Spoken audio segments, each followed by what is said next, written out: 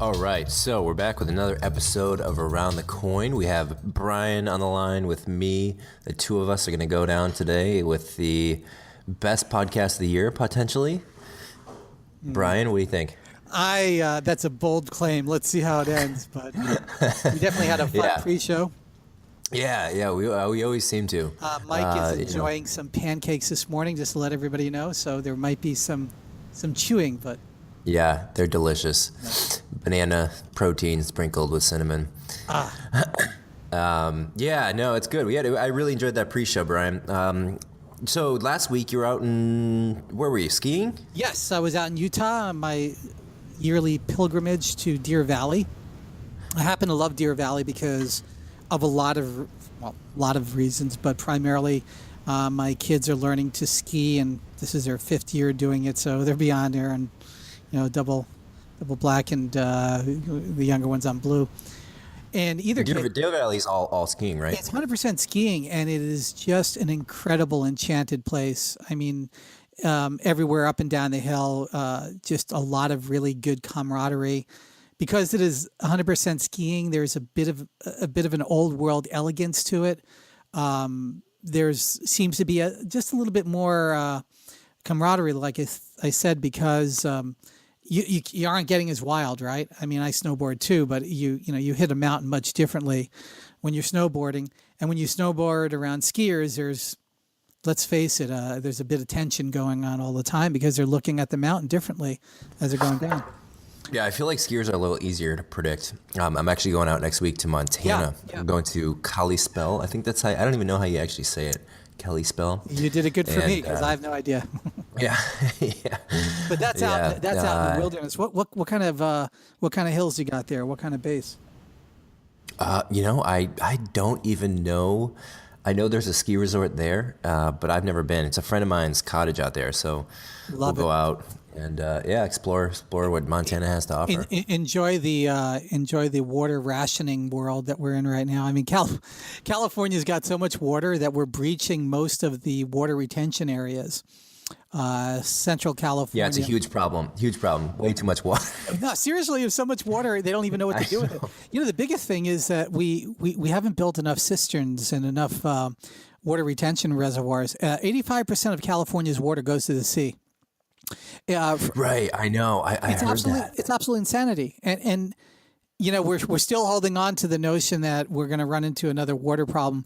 I don't know. We'll see. But the bottom line is retain the water you have. I mean, inject it into the ground. The easiest thing to do is to refresh the aquifers. And this doesn't seem to be the political will, because it is a political will to want to do it. It doesn't have to be surface. It can be aquifer injection. I kind of do that locally in my own property. I've injected my aquifer. Yeah, it's interesting. I talked about this actually at a dinner last night. Is the concept of when individuals are incentivized sort of by default innately to eat, to sleep, to have sex, to live, to survive, and then there's this cultural adaptation on evolution to try to sustain yourself by making these complex decisions of how do we keep ourselves alive for multiple generations? And it's not really programmed into us, right? It's something that you sort of have to just culturally care about. How much do we each really care about how much our children of 10 generations down the road exist, or like how much attachment you have to a species, kind of diving down the... That's an interesting line of thought, and I've studied a lot about this from an anthropology type of standpoint and a historical standpoint. The thing that has always driven humans together is actually not war. It's actually forming family structures and family units. Let's call it the grandmother and mother wisdom of society, which is really the only reason we're here.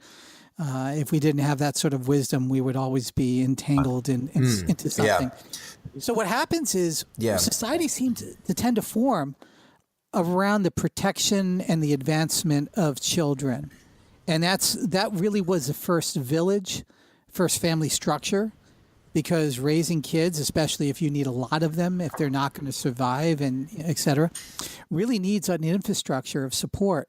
And that extends to a greater family structure, a greater community structure.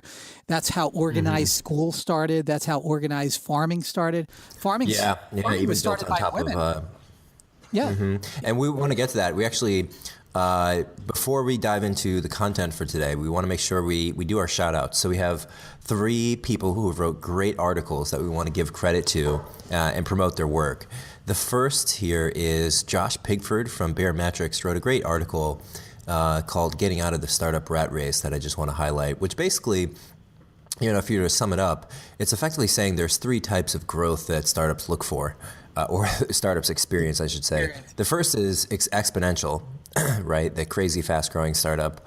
The second is linear, and the third is no growth. And he makes a good point that there's a lot of companies that look for one and end up in 3. They look for the exponential, end up in none. And, he's basically saying, look, I'm perfectly fine growing linearly over time and building a good business. And I think that that's a helpful reminder for people who are, sort of influenced by the culture of, venture capital effectively is where the roots are of saying, if we're going to get a 10x return, we need to see exponential growth to sort of make up for the 9 other companies that didn't work out in that fund. So I think that's just a helpful message to get out there. I agree. I agree, Mike. And I think it needs to be reiterated, especially more in this cycle of business growth, because, I've watched businesses grow on a linear pattern for decades. And there's absolutely nothing wrong with that. And investors are ultimately making return on their gains, but maybe not in the same sense that we see in the standard Silicon Valley startup environment. And those heightened expectations, I think, really diminish some of the greatness that's really taking place out there. Yeah, and it kind of goes into this tangent theory or this conversation, which we won't dive too deep into, but I've been thinking a lot personally about, which is the concept of an IPO, going public and what that has meant for companies traditionally, and separating that from the financial impact that it has on companies, which is, pretty incredible, the impact and change that it has to the culture and the finances of company, and thinking, should there be another mechanism for going public? And there's a couple of people working on this, thinking about like a secondhand marketplace where I can go public at a much lower cost financially, or effectively allow other people to invest in the company in an open market. And I think if that were to be true, imagine Home Hero or any company that's, say, imagine you're doing 30-40 million a year. You're a decent sized company, but not at the point where you're crushing it in the public market.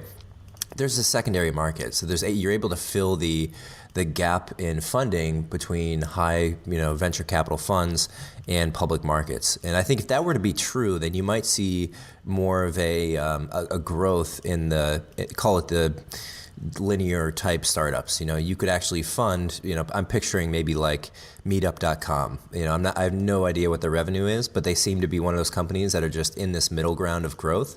And they're not going to IPO likely. So what's the end game there? And I think if you look at acquisition, IPO, or go bust, it's not those aren't great outcomes, because your company may not be a good fit for either of those. Well, Mike, I think also what drove this last cycle of venture capital was actually zero interest capital. We ultimately, the money that runs into the funds may directly or indirectly came from zero interest capital availability. That allows some of the capital to be not very disciplined. And so you see investments in things that look very much like what took place before. You actually wind up having an inverse psychology where there's less risk taking and more pattern matching. Yeah, and I so completely agree. We're in a pattern matching cycle that's breaking right now. And the long arc of income can actually serve investors if you look through the historical venture capital growth phenomenon. It's just not going to be maybe the Google or the Facebook or maybe even Apple. I mean, if you look at Apple, the real big payout in Apple wasn't in the first 10 years, first 20 years.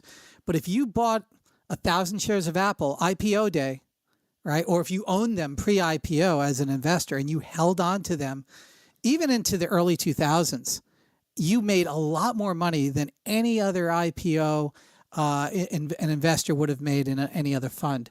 Now, what does that mean? What that means is that if you really do take a long-term view, there is an enormous payout. Now, I'm not saying that anybody predicted Apple. I mean, I bought IPO shares and I never sold them. I did the same thing with Google, Facebook. I'm going to do that with Snap.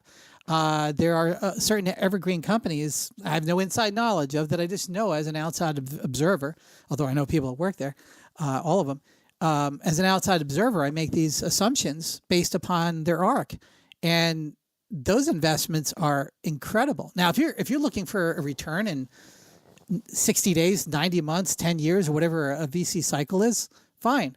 But imagine if some of the early VCs held 50% of their shares until Steve Jobs released the iPhone. Well, there is a fund like that. It's called Berkshire Hathaway's, right? I mean, Yes, Graham, and look at Warren Buffett. I think probably, if not the greatest overall return on investment that you could have made, would be investing in a share of Berkshire Hathaway. I remember I'm actually reading the. Okay. I was reading the Warren Buffett book about a quarter of the way through. It's incredibly long, but he talks about this, and he talks about specifically in the book his selling short the .com boom. 1998, 99. He is famous for saying there's a huge difference between weighing and voting. Assessing the value of a company and predicting are hugely different. And he says, I don't predict, but he broke his historical precedent during the .com boom when he predicted. He effectively went on a ledge and said, I don't think this is going to pay off. I think this is a giant, balloon. And he was right. I think to his credit, let me say this is a funny piece. In the book, he says, he makes the analogy, he says, there's no new sex. It's only the same sex done in different ways. And he says it's the same thing for business, There's no new forms of revenue. It's just a different way to look at it. And I thought that was clever.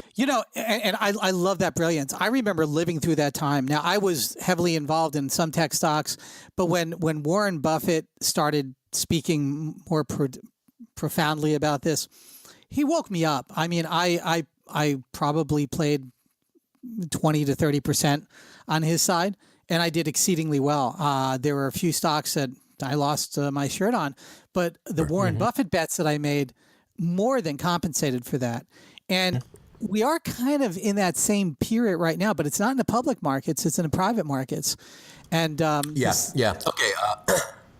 I want to jump to because we have such a great show lined up. So Nina Wee wrote this great piece on Medium. We'll link to. It's called The Voice. It's just the beginning. And this complements a lot of Brian and what we've talked about in past shows. But she gives a great description, these 5 points on effectively why voice is going to exponentially increase in awareness in society. She mentioned awareness, bad first-time experience. These are things that what might keep voice in the category of sort of niche as it is, but looking at why that would sort of break out and become real mainstream usage and sort of a default experience. The third. Well, let me just do one quote that she had, which actually wasn't from her, but it was from Clifford Nass, a Stanford computer scientist, from a speech he had given. It says, speech is the most intuitive activity of interaction. Infants start to recognize voice in a few hours after they're born, long before they can even recognize a human face. It's hardwired into us, and that's why I know that it's a profoundly important user interface of the future. And Nina kind of surfaced that, and she's a UI designer at Badu Research who is doing some incredible work.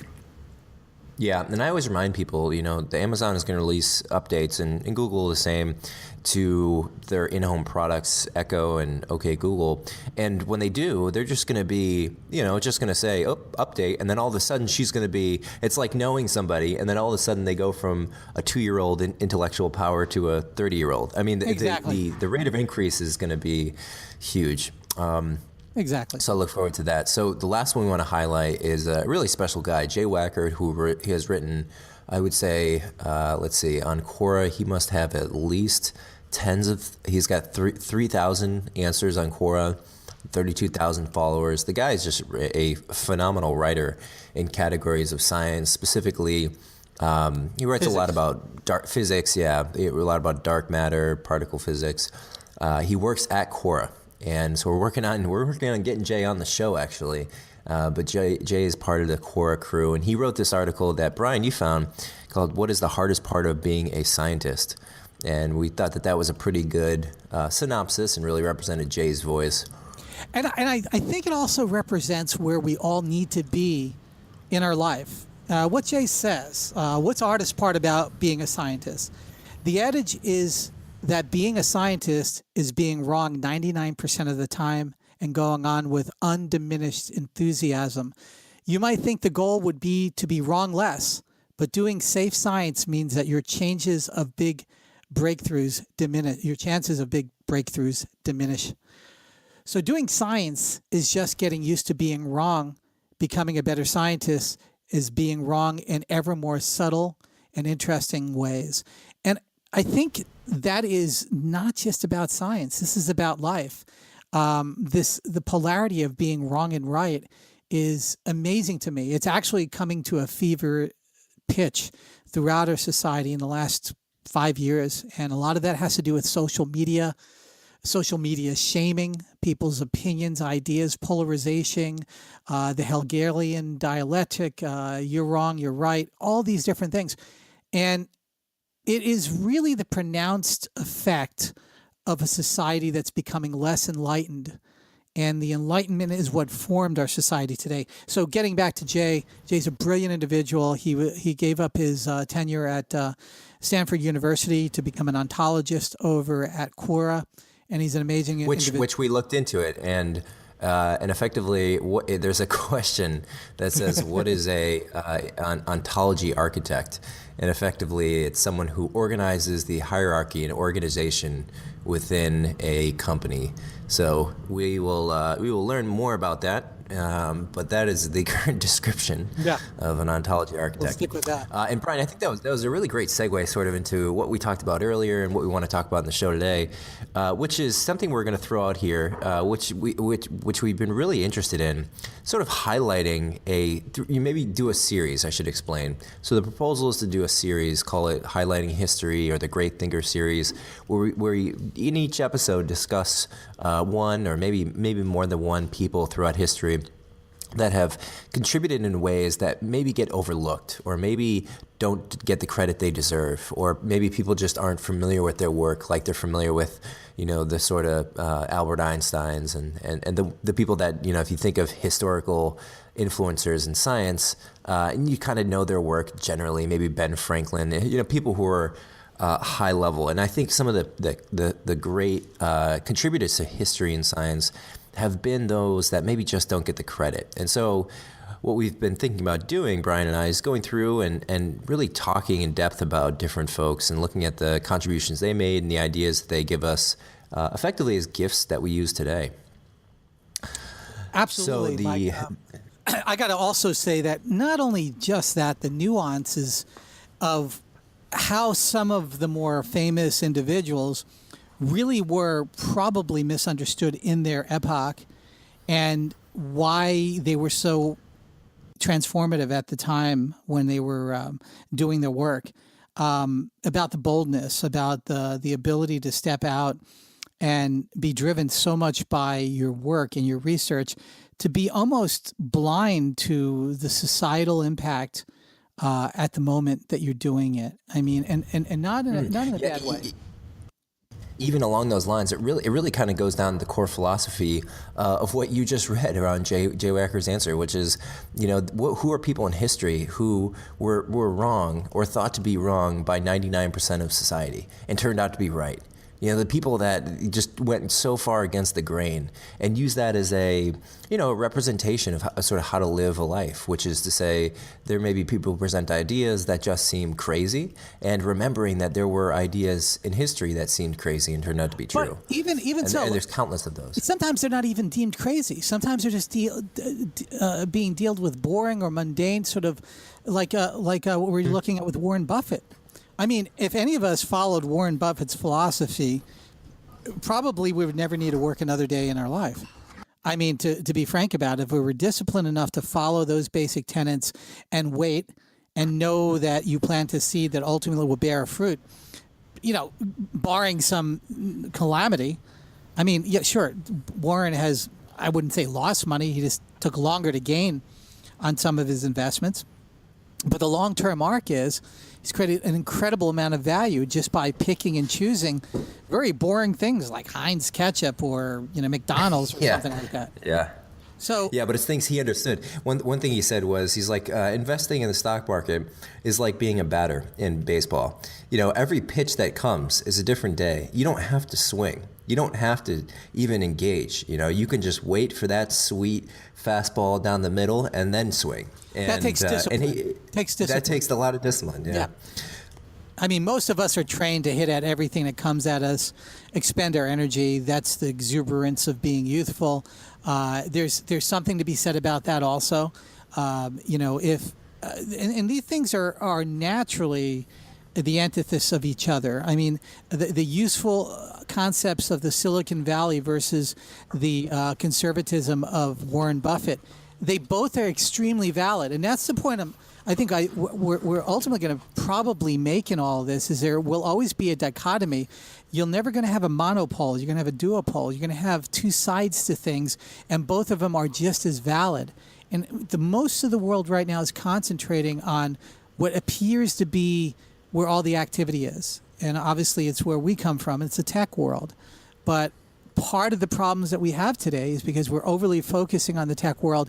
We haven't expanded on to all the other things that history and research and life can give us to sort of mediate the problems that tech is giving to our society. Yeah, totally.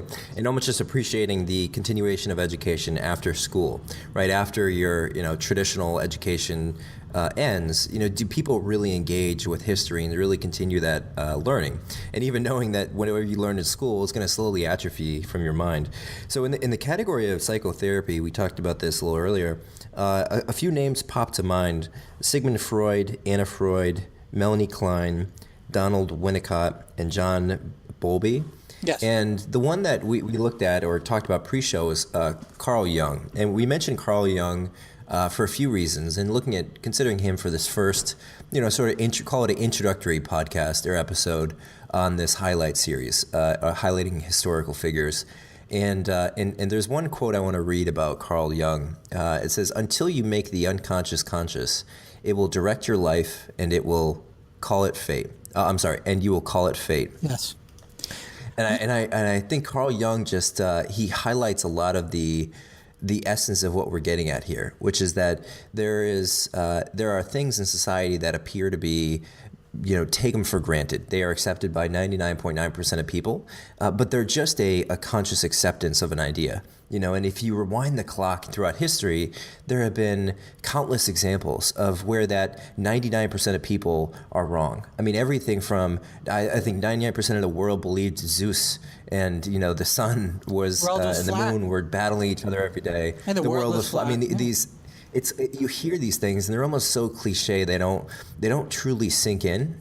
And you have to think, are we really any different than we were 1,000 years ago, 2,000 years ago? Aristotle, one of the things he wrote about frequently was his frustration with political rhetoric, was that in current debates between political leaders, they would, go back and forth and they would discuss topics, but they were just talking over each other and talking past each other. Exactly. And you'd walk out of the room and you wouldn't end up with the best decision because of this political rhetoric. And he's frustrated and couldn't understand it. And he said, hundreds of years in the future, they're going to solve this. And look at now, we're 2,000 years later, and we're still dealing with many of the same issues. And to go to Aristotle for a moment, and I want to jump into Jung. Aristotle also predicted the end of democracy if we were talking past each other and labeled each other and deified and demonized each other. And we are in that age today on all sides. Everybody's guilty of it.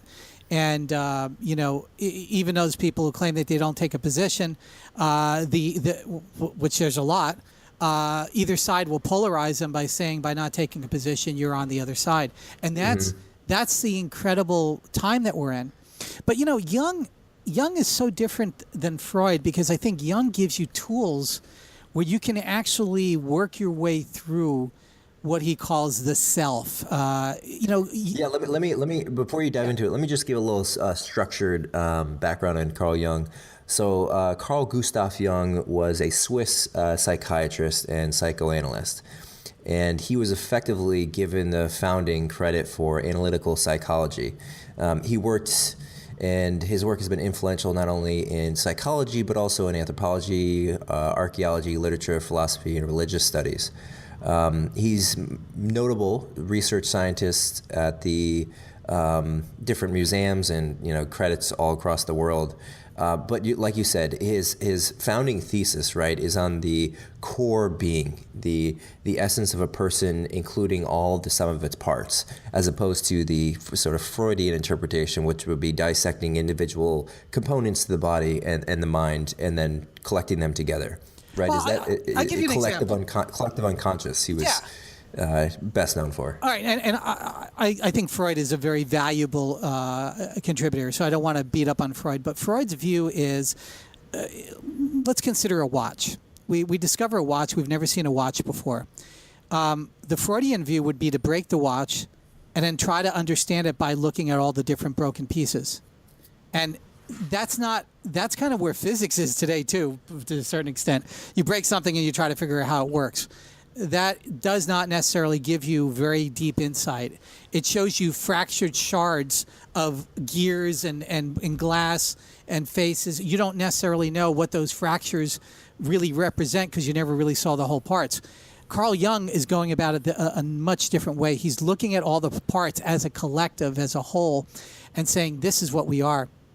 So Jungian is really based upon the initial concept of the archetype.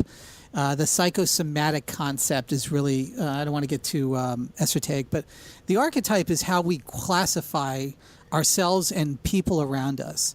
And this is not theoretical. He wouldn't say it in his time, but I would say in our time, I believe that there is a genetic heritage that all humans have and share, which allow us through all cultures and all ages to define the world through the Jungian archetypes. And these Jungian archetypes are very important because it allows us to quickly ascertain friend or foe, right? There is an evolutionary reinforcement to this, right? If you were looking at somebody at a distance, you're going to be using archetypes. Jung identified it, so I'll call it Jungian archetypes, but they've been there forever. You're identifying that individual as friend or foe. That's a classification. And this is very interesting about the period we're in right now, is that we classify out of safety and out of fear. But the archetypes that we use are real. They're real and they're ingrained in people's mind. You can look at the walls of Egyptian hieroglyphics. You have anthropomorphic beings, which are really Jungian archetypes, to be frank about it. I mean, the quote-unquote gods of Egypt are not really gods, they're netters. Netters are archetypical representations of the subconscious human mind and how you need to overcome them. So, you have the archetype. So let's break it down. The very outer core of a human being is persona. It's a mask that every one of us have, no matter how open and honest we are. The mask is the eggshell. It allows us to protect our inner being from the outside world, because the inside of us is very sensitive. It's very much like an egg yolk, if you will. Excuse me. Almost like a child, you would want to protect it. Next to the persona and somewhat intermixed and weaved is the ego. So I'm giving you the concentric circles to the self.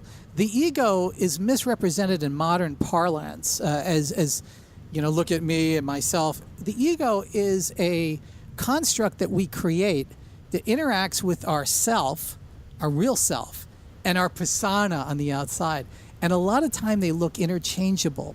But the ego is really fed by a lot of different mechanisms, and you can go down the whole Jungian, sort of pyramid to understand how that ego represents. Now, here's where it gets interesting. There's a shadow self.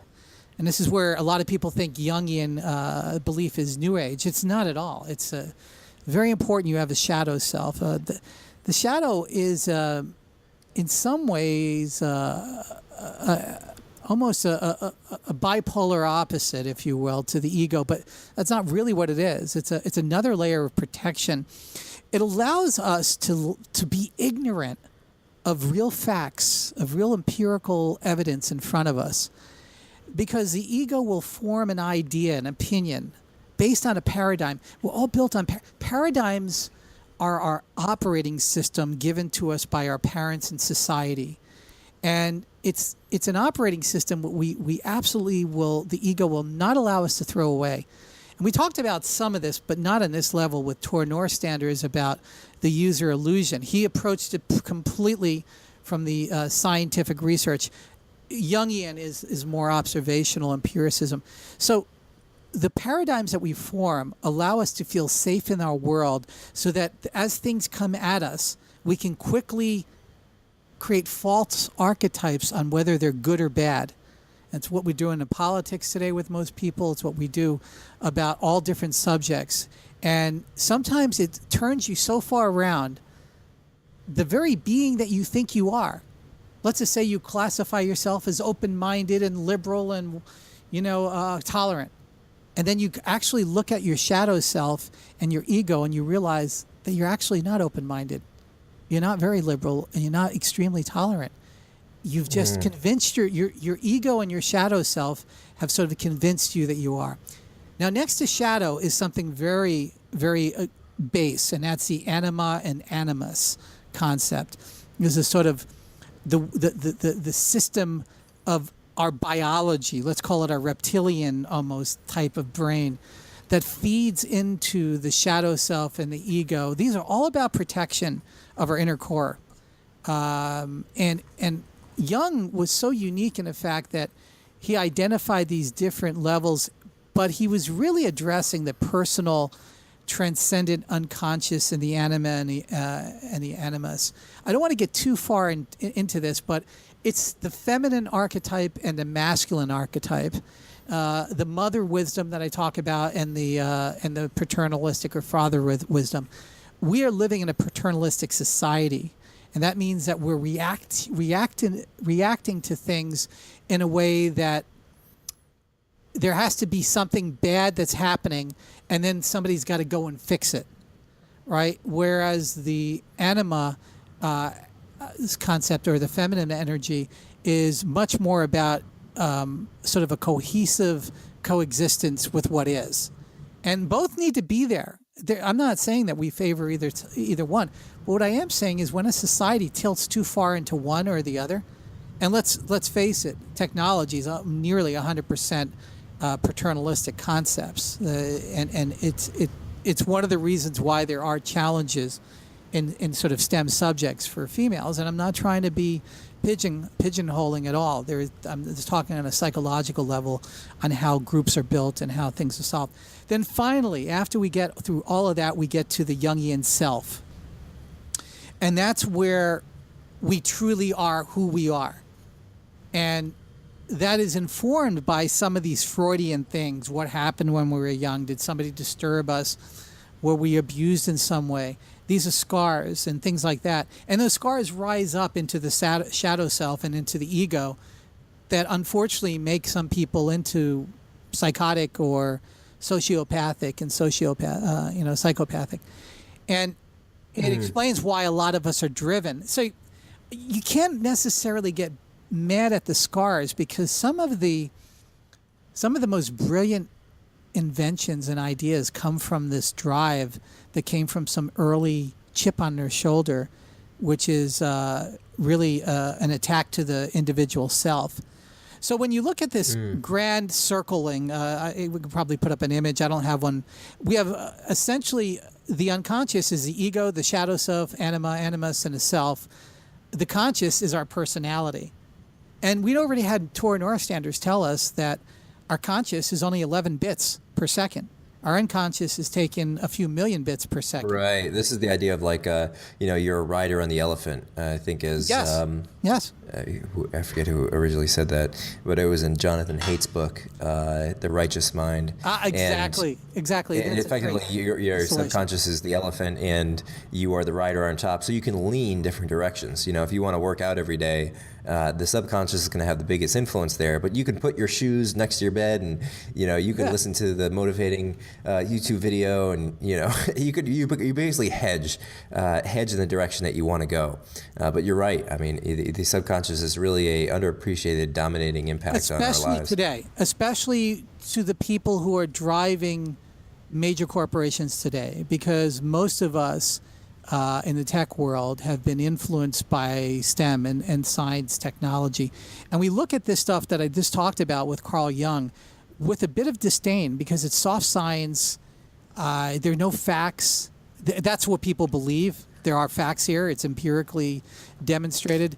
The cores that Jungian identifications, one can dispute the explanations. They can't dispute that there are these cores within the being. And you can even look at brain parts, and you can look at the cortex, neocortex, and the limbic system, et cetera. And you can sort of say, okay, these things generally correlate, but they kind of don't when you look at what Tor Norstander's book talked about. I bring this stuff up because the only way out of the problems we have today is by retraining our paradigms, which feed our ego, our shadow self, or our subconscious, and ultimately get down to the core of who we are and what we really want. Most people are driven by financial gain or a sense of protection of freedom through financial gain. And that's really the fear of the shadow self. The shadow self will wind up really feeding the ego and ultimately your persona into defining that. And you tend to see this by people who you meet that are doing exceedingly well financially, but every other aspect of their life is falling apart. And it's a bit of a dichotomy. You look at it and say, wow, this person, I've been fortunate to meet a lot of very wealthy people, multi-billionaires. You think, it's brilliant. This guy's great. But the rest of their life is absolutely in turmoil. And you look at it and you say, would I call that a universal form of success? Now I'm not arguing no money is, at least money gets you in the door. But what I'm saying is you only have X number of years to be here. How do you define those years? Now, a lot of people will say, well, if you have a lot of money, I'll have a lot of influence, a lot of impact. I'm going to tell you right now, no human being that's alive today or will be alive in the next 10 years and alive the last 3,000 years will have any impact that 10,000 years from now will remember. That's a reality. Yeah. So, well, even then, one thought on that has been sort of digesting through my consciousness or subconsciousness is the idea that does it really matter, and are you in a trance to think it does? Right? The idea that to be remembered is the goal, or to have some sort of legacy that ripples on, or a big statue in your name, or is that just ego driving it? Right? Think about all the great discoveries throughout history. That we highlight these names, right? Even throughout the founding fathers, George Washington and Lincoln and so on. And then, science has its same credits, and psychology, and there's these like nodes almost, for lack of a better word, that are highlighted. And, Carl Jung and Freud, I mean, these guys did great work, but I think about, even as great scientists have, a lab full of workers, who are the people just, if you look at the world today, I mean, Elon Musk is the node, right? It's like Elon Musk is launching spaceships and creating electric cars, but really there are just unsung heroes that go on, and it's sort of part of the human flaw that we can't quite appreciate numbers and masses, right? We centralize on core personalities and say they are the contributor, they are the driving force, and nothing to take away from the great work that those guys do, but those guys also live in a 24-hour day, right? There's only so much that they're going to do, and it really comes down to whoever is going to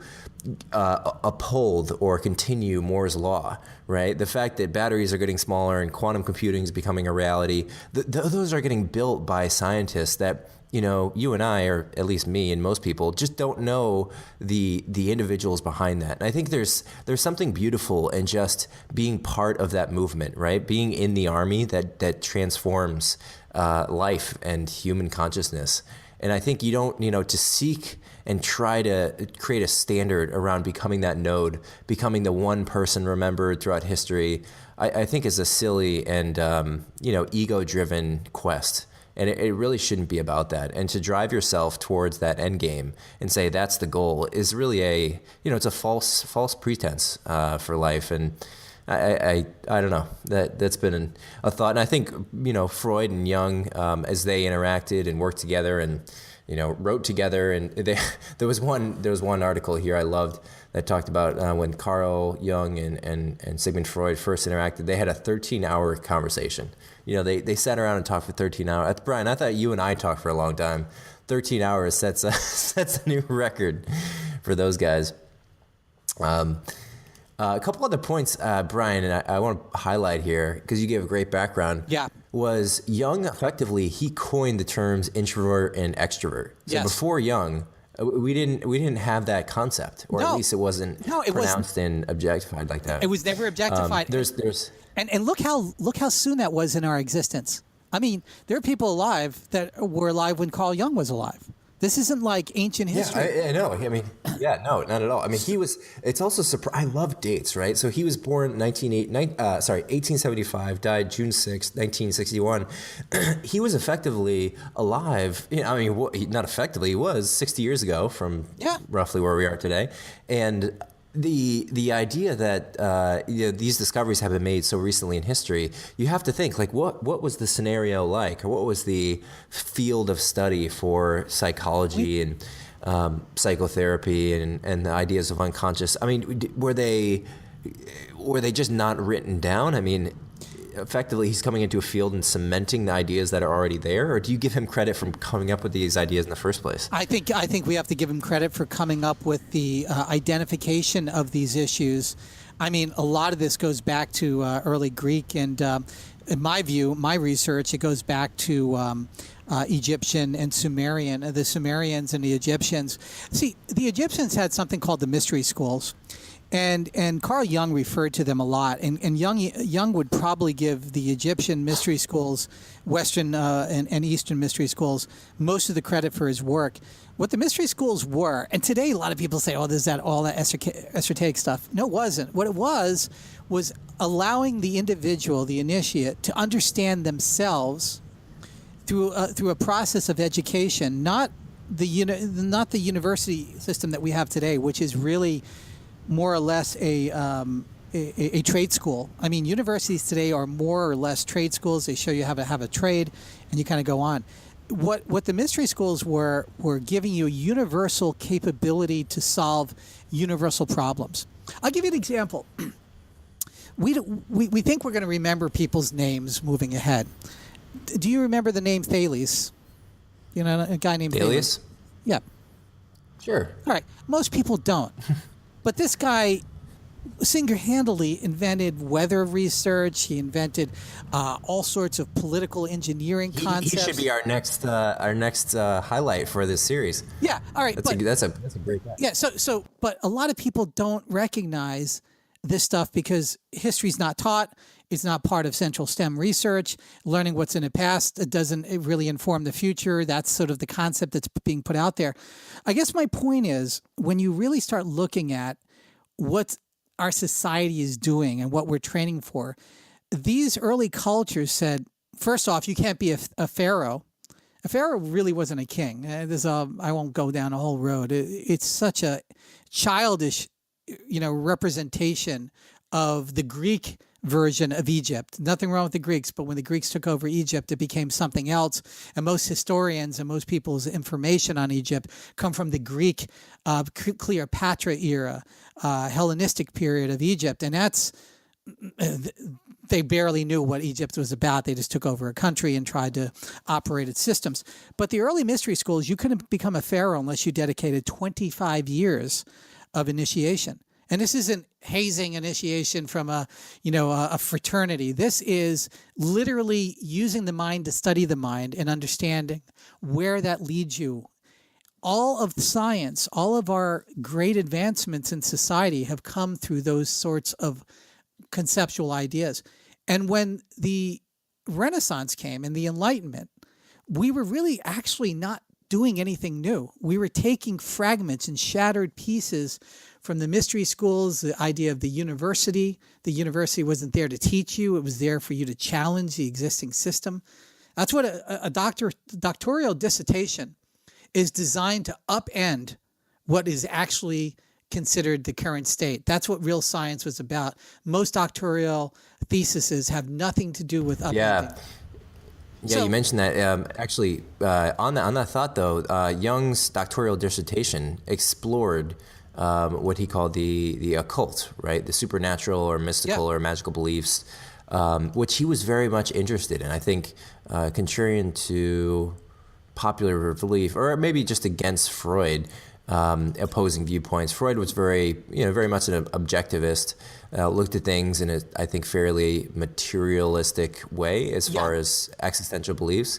Jung, on the other hand, was very much interested in the spirituality and really described spirituality as a core component to a healthy human life. And when he wrote his doctoral dissertation on this, it was called 1902. It was called "On the Psychology and Pathology of So-Called Occult Phenomena." Yes, and it was really interesting. Beautiful. Yeah, we'll include it in the show notes, and it's certainly worth diving through to understand what people thought about it. He studied Christianity and Buddhism and all the religions at the time that we have today. Not much different. And he basically described this connection, and he identified with being spiritual. I don't think as much connecting on an individual religion basis, but really sought to connect the oneself with the existential, with the higher level, as you might call God. But I think he's describing religion as this interpretation of this deeper feeling innately to human beings. The materialist's view of this would be that is a biological system that has thought, that doesn't quite understand how it arrived here, therefore it creates mysticism to try to explain its existence. Freud is going the other way around and saying, and again, he's not pro-God, anti-God. This is not about that. It's about actually trying to understand phenomena that we can't currently explain with today's system. A lot of people don't understand. Alexander Graham Bell, obviously created the telephone. His original reason for inventing the telephone was to speak to people who have died. Wow, that's amazing, Yeah. Just that would be a driving force to go for. I mean, this goes right in line with the previous theory, which is, being a scientist is being wrong 99% of the time, but having the confidence or the guts or, whatever you want to call it, to proceed and just keep marching forward to try to explain, or, every 1 in 100 breakthroughs, just change history. And even if you're wrong 99% of the time, I don't remember the last time I picked up the telephone and talked to someone who was, deceased, but, maybe there's a case for people too. It's interesting. In that epoch, very learned individuals had no problems going to seances. And again, we laugh at that and we say, my gosh, these people, they were so bright, but they were believing these mediums could talk to others. Now, I'm not going to state an opinion one way or another, but what I am saying is that if I took a television set to somebody who was, let's say, mid-1800s, and let's just say I had a signal, or let's just say it's a VCR or a DVD player, or an iPod, whatever, an iPhone, and I'm playing a video image to them, their relativity would be to explain what they're seeing with what they already know in their life. So they would say that there are flat people that are living inside this little thing that you call an iPhone. They don't even know what a phone is, right? But they're seeing pictures move around, and they might understand the concept of a photograph, but this is way beyond that because it's talking to them, it's moving around, it's doing things. And whenever we are on the edge, the abyss of new knowledge, it is always going to look like somebody's ready to laugh at you, right? So fortunately, in that epoch, there wasn't social media, there wasn't shaming, there wasn't very much labeling. And so these people went around and they actually felt comfortable. This is what enlightenment is about. You feel comfortable in having a view that's contrarian to society, maybe as a whole. So they held these different groups, and he said, something? I'm a mechanistic person. I think that what that medium is doing, I can do with an electronic item. And again, he was a researcher. Now, the thing that most people don't tell you about Bell is that he was 100% convinced he was talking to people who were deceased, because their information that was being transferred to him at the moment could only have been given by somebody who was in fact that person. Because there was no internet, there was no way to look things up, and these people were. Wait, so he's thinking that the messages, the telephone. I mean, he's talking to people. So. What started him on the idea of these communication systems was to try to create a common, for the common person, the ability to do what these mediums were doing back at the turn of the century. I see. And he was already convinced. Him and his wife were already convinced that this stuff exists, and so on. And again, I don't want to go down the occult or whatever. All occult means is unseen. And all unseen means is you don't have a tool necessarily to see it yet, right? Every form of virus and bacteria was occulted or occult until the microscope was invented, and then you could see it.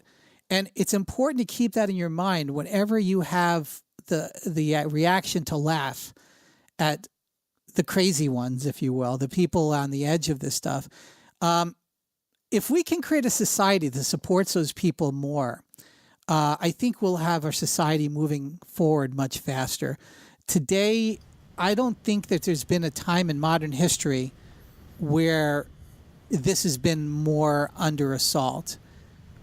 We're now in a world where we label everything immediately because we don't have the time to figure it out.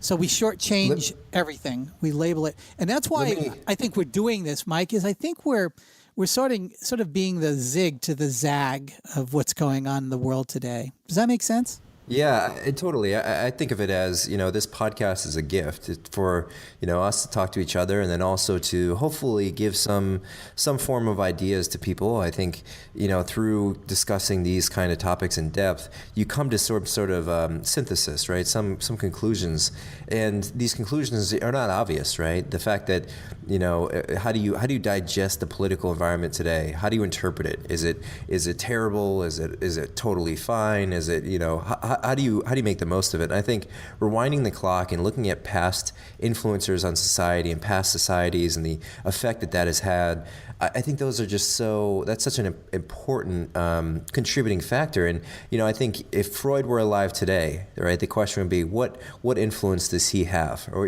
he's on this podcast right now. I wasn't able to get him. He was busy this weekend. Yeah. But if we was on the show, what would he say, right? Would he look at this environment and say, listen, this is just, purely, human beings acting in their primal state and shadow. Shadow self. Yeah. And what we have done is we've degenerated into a shadow consciousness on a massive scale, and it can happen because we're all connected through these social networks.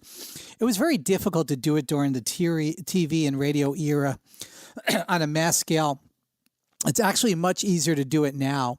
And when you're in a shadow self, you get surprised, right? What happened during the election? How did that happen? I didn't know anybody who would vote for that guy. How did it happen? Yet it happened.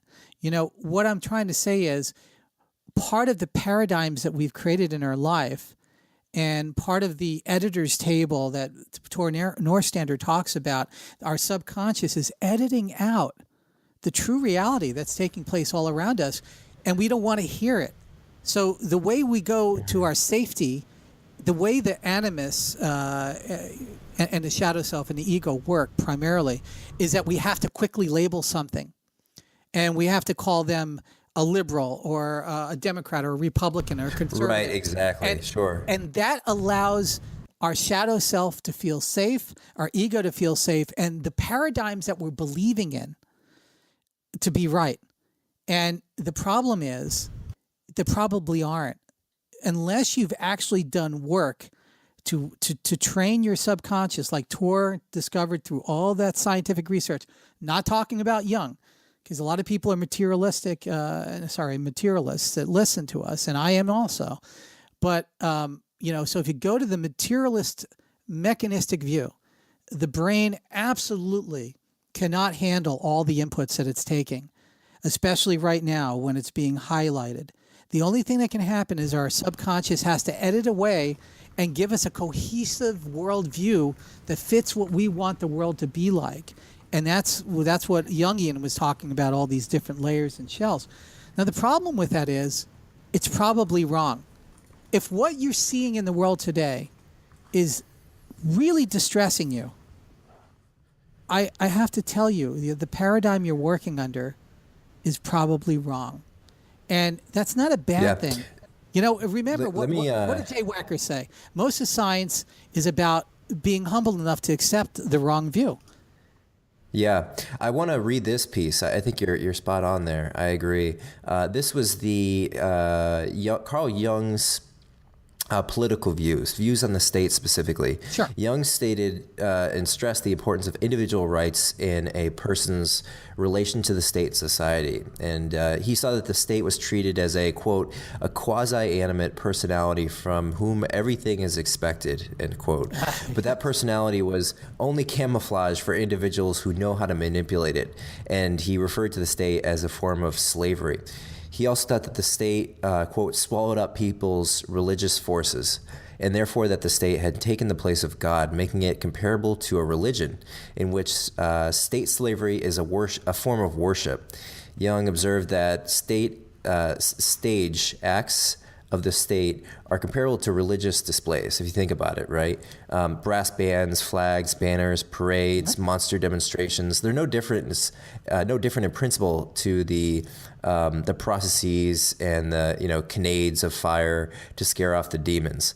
Yep. From Jung's perspective, this replacement of God with the state in a mass society led to the dislocation of religious drive and resulted in the same sort of like fantasism of the church states in the Dark Ages, wherein the more the state is worshipped, the more freedom and morality are suppressed. This ultimately leaves the individual effectively underdeveloped. Yes. Psychology would say that when you're in that state, your what's the word I'm looking for? Psychology. Psychology is underdeveloped with extreme feelings of marginalization. And I think that's an interesting perspective on Jung's very modern, doesn't it? view, right? Yeah, it certainly does. It almost, when I read that sometimes to my friends, and when I read that, they get, they're really sort of like the hairs stand up and they're like, wow, this last couple of weeks, major universities have safe spaces, little places where you can drink hot chocolate and hug each other, safety dogs that you can go to because the world is scary. Mike, this is that undeveloped thing that Jung had talked and warned us about almost over 50, 60 years, 70 years ago. If you look at what's going on within, and I'm not saying, I don't want to get into the politics of the state as religion, but anybody listening, draw your own conclusions. And Jung is not saying that you need, the religious aspects that we've seen in society, whether it be, Judeo-Christian or Islamic-based systems or Buddhist. What he's saying is the meaning of life, the meaning that you're here for, if it's not formed by you, it's formed by the greater society, therefore the state. And what happens is you are left empty. And when you're left empty, then you are essentially a wisp that's flowing in the wind in any direction, and you're going to be pulled in this direction and pulled in that direction. And that explains the state of affairs today, where people are, let's get mad at what he did. He just did another executive order. Let's get mad at Hillary. Let's get mad at President Obama. All of these things are the whole animus dualities and the shadow self and ego all battling inside of herself. One could say it was on purpose. You can get conspiratorial. Others can say that it's just the nature. But once you lose meaning, and that's what this is all about. See, a lot of people attribute this to spiritual and religious thought. It's not. It really, what these ancient cultures and a lot of the mystery schools was really about was meaning, and the meaning was defined by showing what others have done and what you're capable of doing, and the impact that you can have on your local world and maybe the greater world. But it wasn't about leaving a mark. It isn't about, I'm going to cure everybody of cancer or anything like that. Yeah. Kind of like we talked about earlier. Yeah, it's defining a meaning. And when you look at the Jungian archetypes, most people are falling into the archetype of victim. and they're victimized archetypes. And the reason why that is that we wear our victimhood on our sleeves, that we're an aggrieved population, that we've had a problem. And the thing is, there is an orgy of victimization of who can be more victimized. Sorry. But seriously, when you look at it, if you look at the general news as it is today, it is a never-ending stop of who is a victim, who's the most victimized, and Yeah, I know. and then the guilt one must have that they're not as big of a victim as somebody else. And this is all wrapped up into the fractured ego. It's wrapped up into the fractured individual. When you go to a university, you're supposed to be challenged. You're supposed to cry. You're supposed to be angry. You're supposed to be confused. You're supposed to rebel against what you think is the order. But you don't break things. You attack them with your mind. I totally agree. And so if that's our future, Mike, what I'm saying is, and that's why we're doing this, if that's our future, and a lot of the future is going to be technologists, and if you turn a blind eye to what we're talking about, that this is all kind of airy-fairy, new agey stuff, and Brian's probably one of those new agey guys. I'm not. All I'm basically telling you is there's a meaning to your life. You define it. It's not defined for you. And if you're not defining the true meaning of your life, it is being defined for you.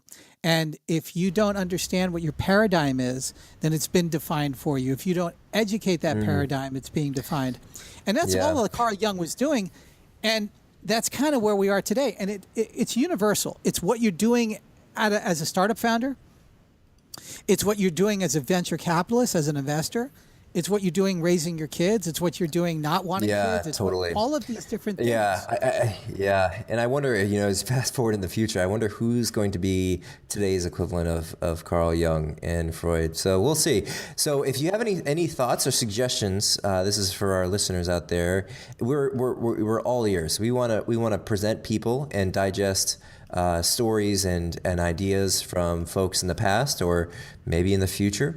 But any recommendations or preferences on who we'd like to cover, let us know. We'll happily dive into those folks, and we'll like to continue this series. I think I've really enjoyed this one, Brian, and there's so many more people out there that I think we should cover. And this has been a good rough draft for this sort of sketch or this template, but I'm really optimistic around the value that this could provide. I think it's really, really interesting, and we'll look forward to the next one. I agree, Mike, and I can't stress enough that this is about wanting